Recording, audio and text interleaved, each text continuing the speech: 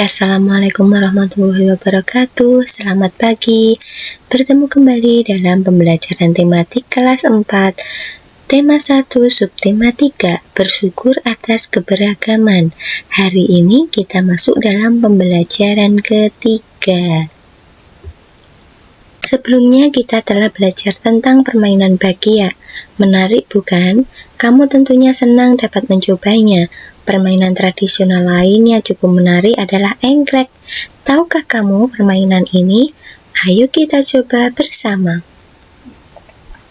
Ayo mencoba. Pernahkah kamu bermain engklek? Permainan ini adalah permainan tradisional yang sangat banyak dimainkan oleh anak-anak di Indonesia. Engklek merupakan permainan lompat pada bidang datar yang digambar pada tanah. Permainan engklek biasa dimainkan oleh 2-5 orang. Mau tahu cara bermainnya? Ayo kita coba. Nah, berikut adalah video permainan engklek. Bagaimana kalau kita main engklek? Engklek? Iya, engklek adalah salah satu permainan tradisional yang sekarang ini sudah mulai ditinggalkan. Sepertinya kita lebih baik bermain di sini saja. Jadi kita tidak kesulitan untuk membuat petaknya. Lalu, kapur itu untuk apa? Iya, untuk apa, Bu? Dan bagaimana cara bermainnya? Sebelum kita mulai bermain, kita harus membuat petak terlebih dahulu, teman-teman. Kita bisa membuatnya dengan menggunakan kapur. Lalu, kita membutuhkan batu datar atau pecahan genting untuk masing-masing pemain. Cara bermainnya adalah dengan melempar batu atau pecahan genting yang kita punya ke petak nomor 1. Lalu, pemain harus melompat ke petak nomor lainnya dengan satu kaki. Ingat ya teman-teman, batu yang kita lempar tidak boleh melewati petak dan kaki kita harus tetap melompat dengan satu kaki. Jika ada kesalahan yang dibuat, maka akan gugur dan berganti dengan pemain lainnya. Pemain yang mampu menyelesaikan satu putaran lalu melemparkan batu lagi ke salah satu petak, maka petak tersebut akan menjadi kekuasaan pemain, yang artinya kotak atau petak itu tidak boleh diinjak atau dilewati oleh pemain lainnya. Nah, pemain yang memiliki daerah kekuasaan paling banyak adalah pemenang dari permainan engklek ini. Ayo, sekarang kita mulai bermain. Kalian switch saja untuk menentukan siapa yang akan jalan duluan. Ayo Clara, aku pasti menang nih. Yeay, aku duluan.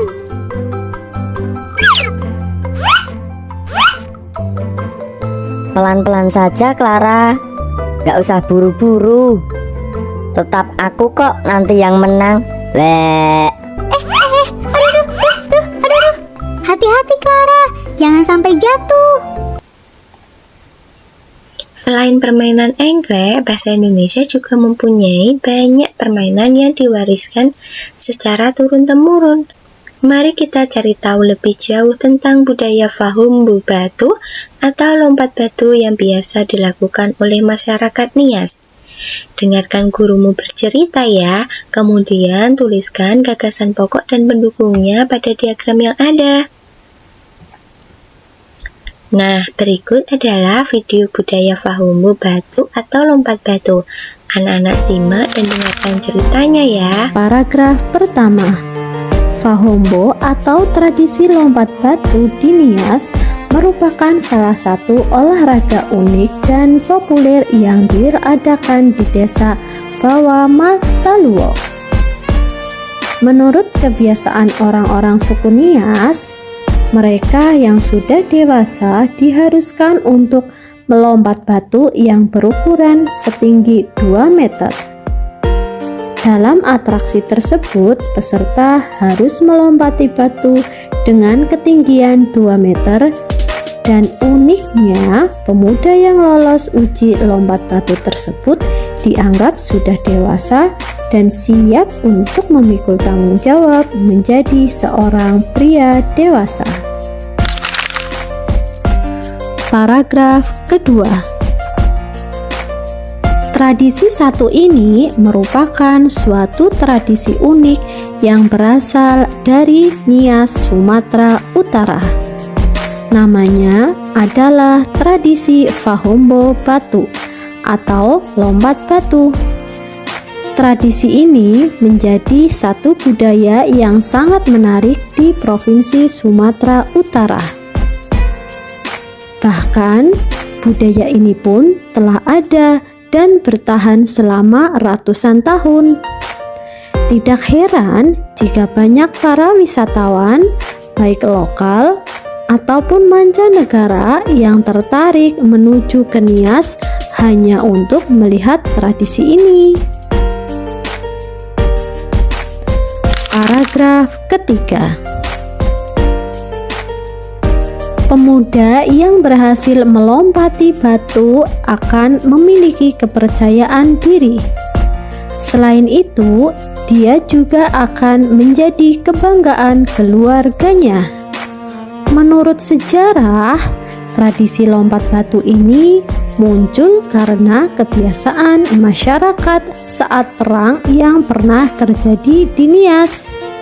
Konon, pada saat itu, setiap kampung yang berperang mempunyai benteng masing-masing untuk menjaga wilayah mereka. Sehingga untuk menyerang dibutuhkan kekuatan khusus untuk melewati benteng tersebut. Nah anak hebat, demikian materi mengenai Fahombo Batu. Semoga penjelasan ini bermanfaat ya. Sampai jumpa pada video selanjutnya. Wassalamualaikum warahmatullahi wabarakatuh.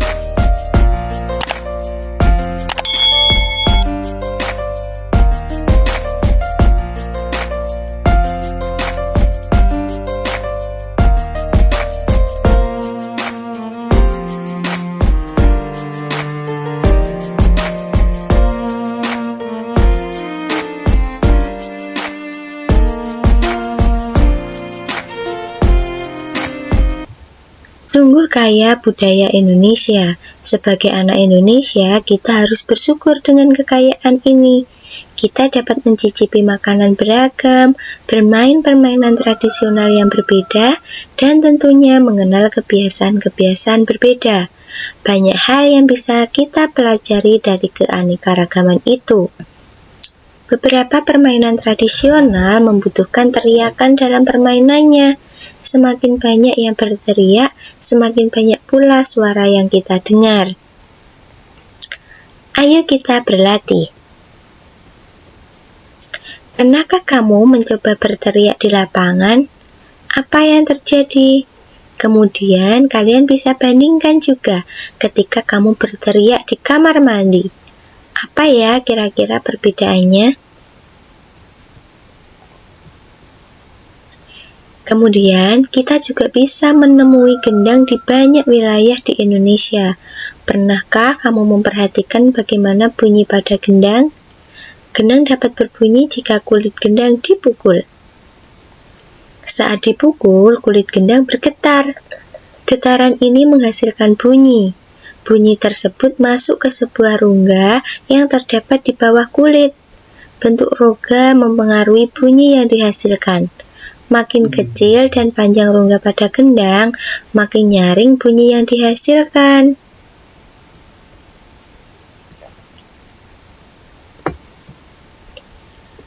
Nah, sekarang kita saatnya belajar tentang pemantulan dan penyerapan bunyi.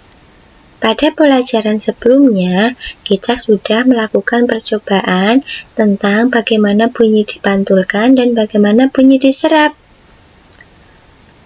Pemantulan bunyi. Sebuah kelereng yang kita lempar ke dinding yang keras akan mengalami pemantulan. Demikian juga dengan bunyi.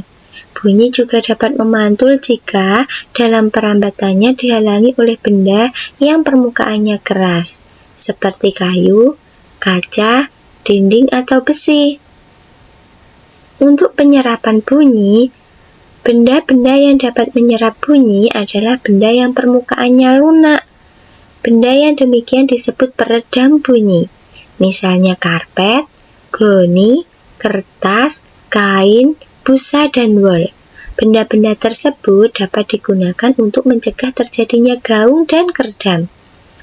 dinding dan langit-langit gedung pertemuan, studio rekaman, dan gedung bioskop dilapisi dengan bahan-bahan tersebut, supaya tidak terjadi gaung atau kerdam. Tadi kita sudah menyebutkan ada gaung dan ada gema. Apa ya kira-kira gaung dan gema? Gaung atau kerdam adalah bunyi yang terjadi karena dipantulkan oleh dinding yang jaraknya tidak jauh dari sumber bunyi, seperti ketika kita berteriak di kamar mandi. Hal ini menyebabkan datangnya bunyi pantul bersamaan dengan bunyi asli yang belum selesai terucapkan. Akibatnya, bunyi pantul mengganggu bunyi asli sehingga suara yang terdengar tidak jelas. Untuk gema, gema adalah bunyi yang terjadi karena adanya bunyi yang dipantulkan oleh dinding yang jaraknya jauh dari sumber bunyi. Hal itu menyebabkan datangnya bunyi pantul setelah bunyi asli selesai terucap. Jadi, bunyi pantul yang terdengar lengkap sesudah bunyi asli. Gema sering terjadi di gua-gua, lembah-lembah, dan bukit-bukit yang jaraknya jauh serta permukaannya keras dan rapat. Selain itu, gema juga dapat dipergunakan untuk mengukur kedalaman jurang atau gua loh. Nah, anak-anak, mari kita simak video tentang gema dan gaung agar kita lebih dapat untuk membedakannya. Seorang pendaki di salah satu puncak gunung meneriakkan kata-kata tertentu. Aneh, teriakan yang terdengar tidak satu kali, tetapi 2-3 kali secara beruntun, kemudian melemah. Gejala apakah ini? Bunyi kedua yang didengar itu adalah gema. Gema merupakan bunyi pantul yang terdengar setelah bunyi asalnya terdengar lebih dahulu. Ada interval waktu antara terdengarnya bunyi asal dan bunyi pantul. Gema dapat dihasilkan dari pantulan bunyi oleh bangunan, bukit-bukit, dan karang yang cukup jauh. Adanya gema menunjukkan bahwa bunyi memang dipantulkan.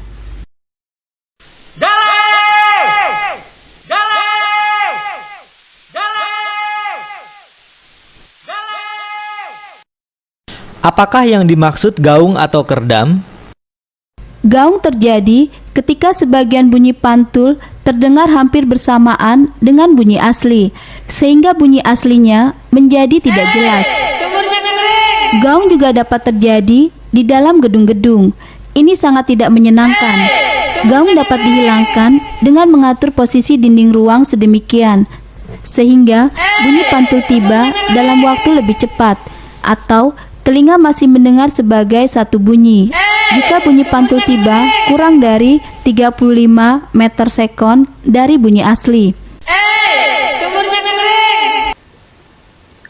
Demikian anak-anak, pembelajaran ketiga, subtema 3, tema 1, bersyukur atas keberagaman.